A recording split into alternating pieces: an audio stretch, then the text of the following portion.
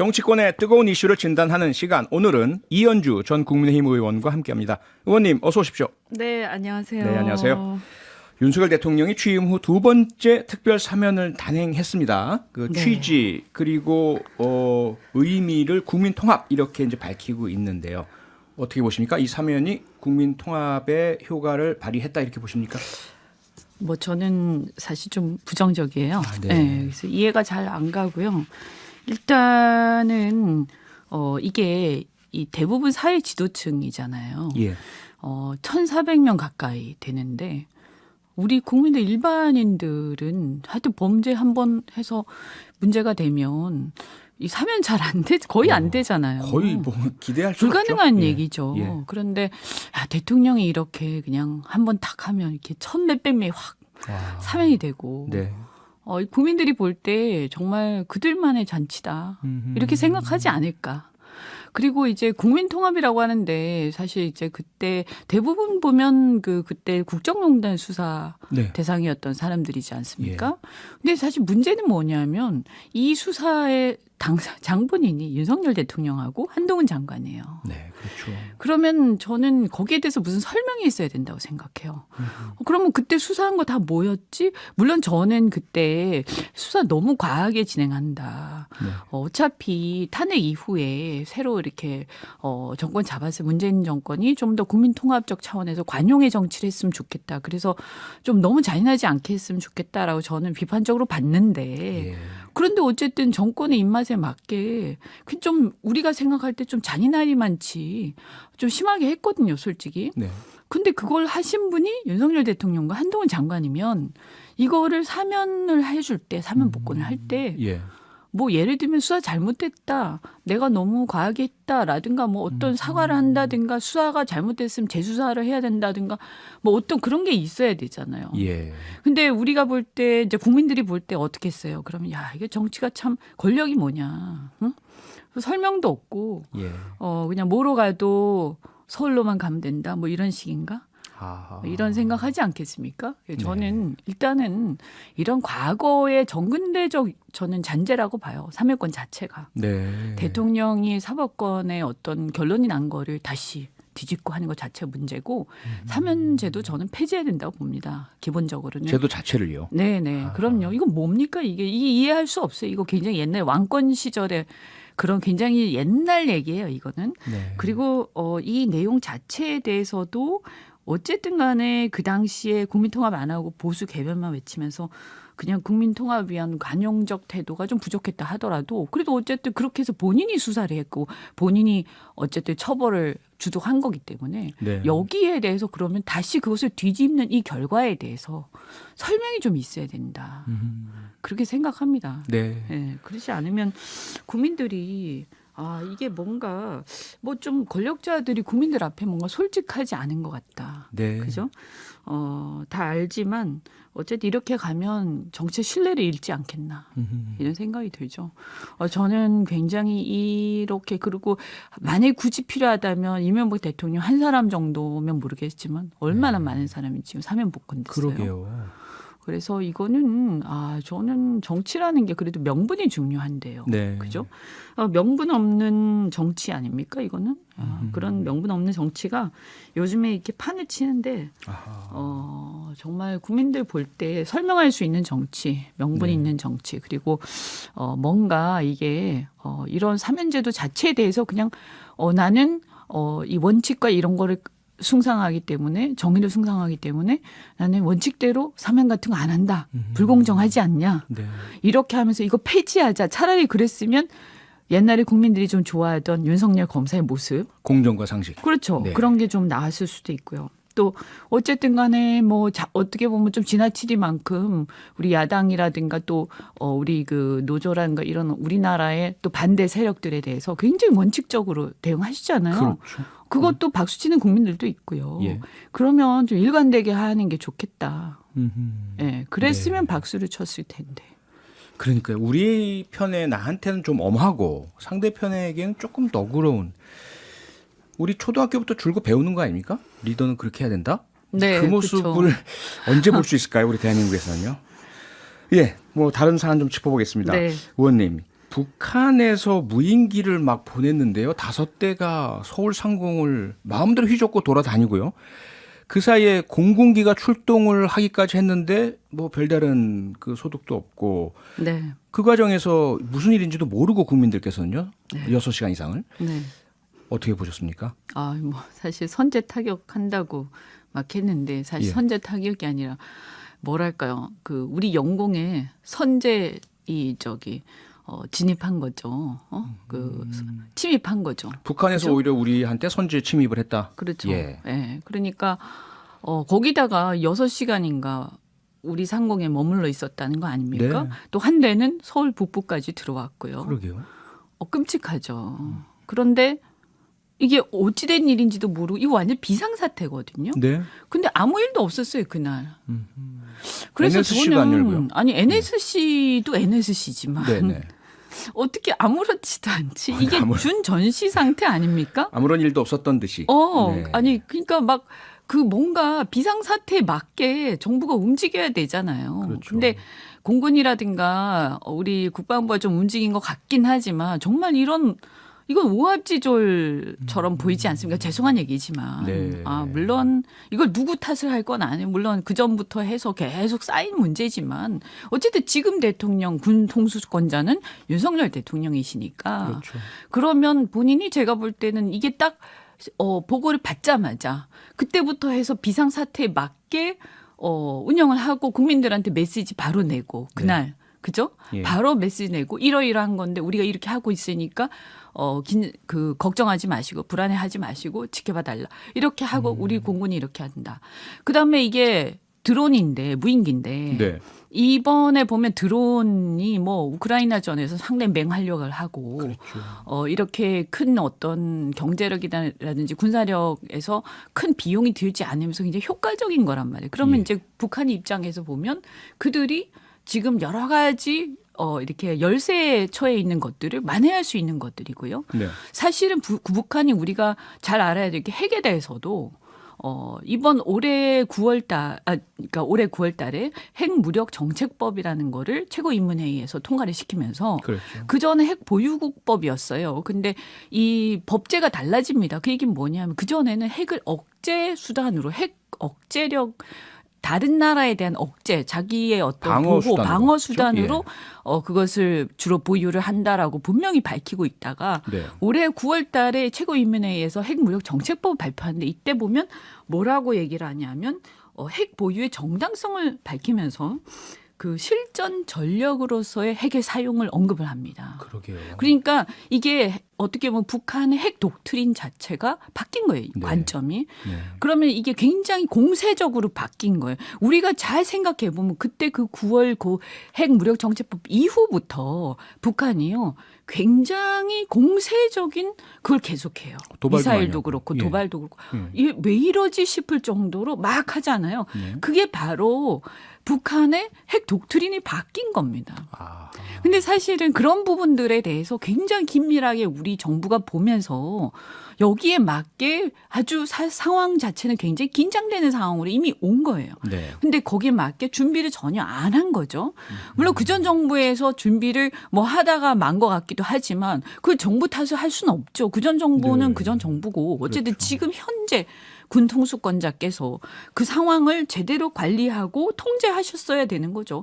근데 그날 별일도 없었고요. 저는 좀 이해가 안 되는 게 그러면 이 드론이라는 거를 그냥 경고 방송과 경고 사격을 했다는 드론이 방송을 들을 수 있는지 잘 모르겠지만 네. 그럼 경고 사격한데 이 될 일이 아니지 않습니까? 예. 드론이라는 것은 뭐 그냥 문외한이 생각하더라도 우리가 안티 드론이라는 게 이미 우리 우크라이나 전에 관심 가지신 분들은 다 아실 거예요. 그렇죠. 그 드론은 안티 드론이라는 이게 전파를 방해하는 그런 무기들이 따로 있어요. 재밍 그쵸. 머신 이런 거. 그런 거를 예. 써야 되는 거거든요. 근데 네. 그게 우리나라에 없나 보다.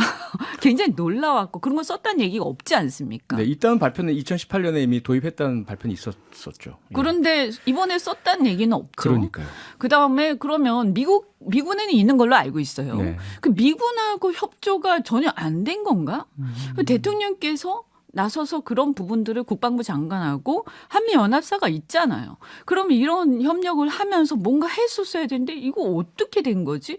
우리 미군하고의 어떤 방위조약도 있고 한데 이거 사실상 침범, 영공 침범이잖아요. 네. 사실상이 아니라 영공 침범이죠. 실제 침범이죠. 예. 예. 그래서 야 여기 만약에 무슨 화학무기라도 탑재됐다든지 네. 뭐 잘은 모르겠습니다. 소형 어떤 폭탄. 아주 치명적인 폭탄 이런 예. 것들이 탑재가 됐다든지 그러면 6시간 동안 상공에 떠 있었으니까 끔찍하죠.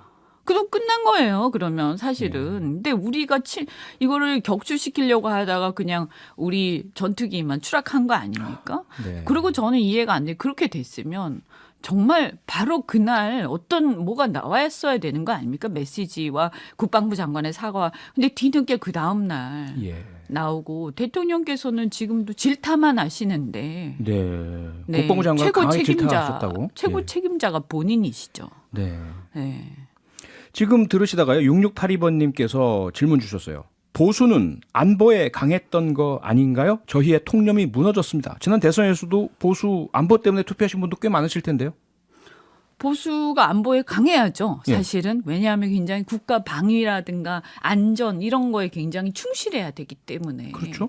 예, 그래야죠. 당연히. 그래서 더더욱 이번 사태는 굉장히 뼈아픈 사태죠. 아하. 그걸 지금 뭐 네. 문재인 정권 때 문제를 얘기를 하지만 물론 모든 것은 옛날 정권부터 쌓인 거죠. 네. 그것을 나중에 얘기는 할 수 있겠지만 당장 이것을 제대로 대응하지 못한 것. 네. 적시에 그죠? 이런 것에 대해서는 어쨌든 우리 지금 현재 정부의 탓인 거죠. 준비를 7개월이나 됐잖아요. 그렇죠. 그러니까 네. 아까 그 안티 드론 건을 도입을 했는지 안 했는지 도입을 했는데 뭐가 문제가 있었다 이런 것들이 있을 수도 있겠지만 네. 그것은 이제 좀 쌓인 거죠. 그렇지만 이번에 그러면 상공에 그렇게 우리 영공에 다 이렇게 침입을 했는데 이것을 하나도 어떻게 교란하지 못하고 예. 그럼 한미 연합사하고 뭐가 제대로 이게 되지도 않고 제가 봤을 때는 그럼 안티드론건이 우리나라에는 제대로 작동이 안 됐는데 그럼 이제 정권 교체된 지 꽤 됐지 않습니까 벌써? 그럼요. 그럼 그동안 이것을 전혀 아무도 안 챙겼다. 우크라이나전에서 이렇게 많이 이 드론이 활약을 하고 있는데도 그러니까요. 아니 지금 그러면 비호라고 드론에 대비하기 위한 신무기도 개발해서 우리가 해외에 팔려고 하고 있는데 지금 큰일 났습니다. 이 사태 때문에 안 사갈 것 같다는 분석들이 제기가 되고 있더라고요. 그러니까 우리가 뭐 이렇게 무기는 잘 만들죠. 근데 그러니까요. 그것은 기업의 역량인 것이고요. 그것을 잘 활용하는 사용을, 것은 예. 군의 역량인 것이죠. 알겠습니다. 네, 국민의힘 전당대회 얘기 좀 해보겠습니다. 뭐 점점 분위기 달궈지고 있는데요. 전당대회 룰 100% 당원 투표로 결정됐고 전당대회 일자도 3월 8일로 확정이 됐죠. 어제 김기현 의원 공식 당대표 출마 선언했습니다. 장제원 의원과 연대하면서 소위 김장연대 공식화했고요. 어떻게 보십니까? 윤심의 그 대표자 되고 좀 영향력 발휘할 수 있으라 보십니까? 아니 그러니까 윤심 마케팅도 할 수 네. 있죠. 그런데 다른 아젠다가 있고 그러면서 윤심을 곁들여서 얘기를 하는 건 모르겠는데 모든 것이 윤심으로 통한다. 네. 그러면 당 대표가 왜 존재해야 됩니까? 필요 없잖아요. 그냥 대통령이 당 대표 그냥 겸임하시면 되겠네요. 그게 제일 빠른 거 아닙니까? 확실하고. 네. 근데 그건 있을 수가 없는 거죠. 지금 현대 사회에서. 아니 일부 청취자 국민들께서 그 제안 하시더라고요. 차라리 총재제 다시 도입을 해서 사실 대통령이 그 총재하시라고. 전문대적인 제도라서 네. 우리가 개혁을 하고 또 이 현대에 맞춰서 우리 민주주의, 자유민주주의의 어떤 발전과 더불어서 발전시킨 거 아닙니까? 그렇죠. 그럼 거기 맞게 아젠다를 내놓으셔야죠. 그래서 예를 들어서 청와대가 아니라 대통령실과 네. 어떻게 협력을 하되 어떤 부분은 중심을 잡고 가겠다. 대통령은 임기가 5년이지만 당은 계속 가지 않습니까? 예. 그럼 대통령 만약에 평판이 나쁘거나 임기 말쯤 됐을 때 네. 평가가 안 좋으면 당이 운명을 같이 할 겁니까? 아하. 매번 그렇게 할 겁니까? 그죠? 맨날 네. 진박연대니 뭐니 친이 친박하다가 네. 대통령 인기 없을 때마다 당이 몰락하는 만약에 또 한 번 더 그렇게 되면 예. 저는 국민들이 다시 그 당을 국민의힘 우리 당을 살려줄까요?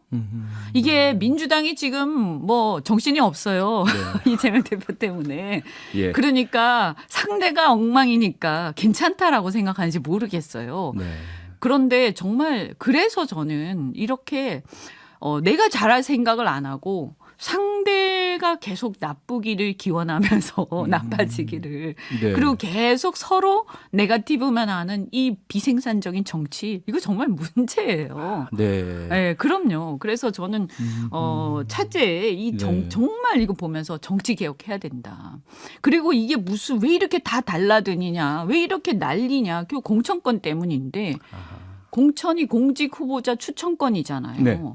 그런데 원래 그 추천권이라는 거에서 걸러버리고 거기서 불공정하게 컷오프를 시켜버리면 가장 유력한 후보인데도 네. 그러면 국민들의 이 선거권을 제한하는 거예요. 사실상 그렇게 되죠. 헌법 위반이 헌법 정신. 그죠? 참정권 침해 아닙니까? 그렇죠. 국민들이 선택할 권리가 있는 거죠. 지금 근데 네. 우리는 당도 지역 독점 정당이 되어 있고 아하. 거기에서 공천도 독점적으로 행사되고 있고 네. 그래서 마음에 안 들면 컷오프 시켜버리고 이렇게 되니까 국민들이 선택할 수 있는 권리를 침해받고 있어요. 이건 굉장히 비민주적이고 네. 국민들의 정치적 자유를 제약하는 거거든요.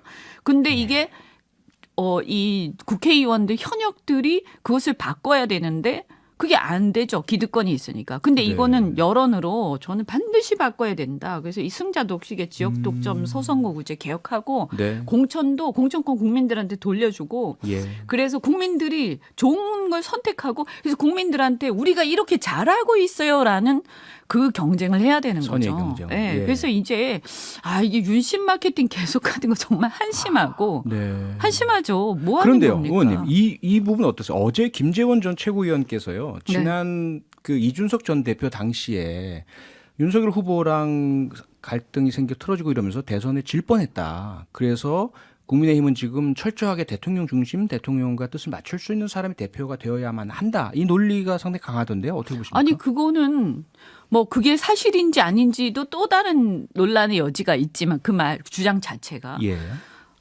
그런데 저는 그것은 그때 당시에 틀어질 때는 위기에 빠졌지만 네. 결국 나중에 가서 당선되는 데는 또 이준석 대표의 공이 있었잖아요. 그렇죠. 그러면 이것을 그렇죠. 공가를 어떻게 평가하나요? 아. 그렇죠? 네, 네. 그러면 만약에 그게 아니고 대중적 인기가 좀 덜한 당대표가 있었다. 그리고 2030한테 인기가 덜한 당대표가 있었다. 그럼 네. 무난하게 갔겠지만 무난하게 졌을 수도 있죠. 아. 그걸 어떻게 그렇게 네. 단정을 합니까? 네. 저는 그렇게 얘기할 거는 아니고 그다음에 어쨌든 그리고 대통령 선거와 네. 총선은 다르지 않습니까? 그렇죠. 예, 총선은 당이 치르는 겁니다. 당이. 그죠? 예. 그래서 대통령 선거 때는 후보하고의 이게 중요하지만 물론 대통령하고의 조화는 중요해요. 조화. 그러나 의원님 저희가 시간이 다 돼 버렸습니다. 예, 너무 아쉽지만 네. 오늘 여기서 마쳐야 될 것 같네요. 그리고 이원주 의원님과 저와의 시간도 오늘 마지막입니다. 그동안 감사했습니다. 네, 너무 또 보고 네. 싶을 것 같아요. 고맙습니다. 나중에 또 따로 뵙고요. 네, 감사합니다. 여기서 고맙습니다. 마치겠습니다. 이원주 네, 의원이었습니다. 수고하셨습니다. 평일 저녁 6시 5분에 여러분을 찾아갑니다. MBC 라디오 표창원의 뉴스 하이킥.